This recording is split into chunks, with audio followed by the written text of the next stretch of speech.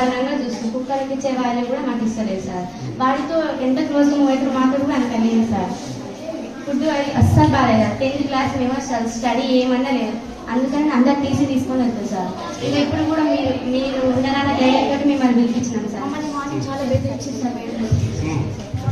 ఏమని బెదిరించింది? ఏమైతే మీకు ఏం కాదు ఉండండి, కొత్త ప్రిన్సిపల్ అడ్జస్ట్ చేసుకోండి అని చెప్తున్నారు సార్. స్టడీ బాగాలే, కర్రీలో ఇది పురుగులు వచ్చిన. ఒక రోజు అయితే బోండాలు చిన్న చిన్న ఉన్నాయి బోండాలు. ఒక అక్కకైతే పెరుగు చట్నీ చేసిండు, అందులో అయితే ఇంతలా పురుగు వచ్చింది.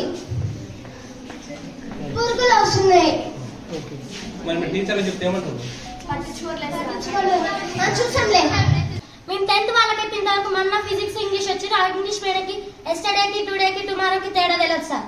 మళ్ళీ మ్యాథ్స్ మేడం మాకు ఫస్ట్ నుంచి చెప్తారు. ఒక్క ముక్క కూడా ఎవరికి అర్థం కావట్లే. చెప్పాలంటే ఏంటి చెప్తే కూడా అసలు ఏం అర్థం కావట్లేదు సార్. చెప్తే ఏమంటారో చూద్దాం.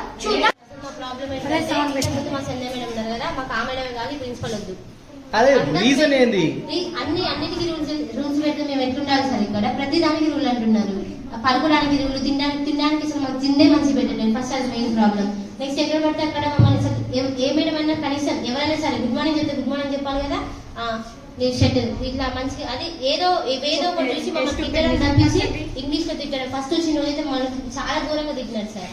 అసలు ఏంటమ్మా ఇదేనా మీకు చేసేది అని ప్రతిదానికి తిట్టడమే.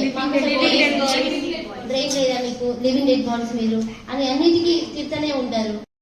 ఈ వీడియో చూస్తున్న ప్రతి ఒక్కరూ మన ఛానల్లో వచ్చే మరిన్ని అప్డేట్స్ కోసం మన ఛానల్ని లైక్ చేయండి, షేర్ చేయండి, సబ్స్క్రైబ్ చేసుకోండి. పక్కనే ఉన్న బెల్ బటన్ని యాక్టివేట్ చేసుకోండి.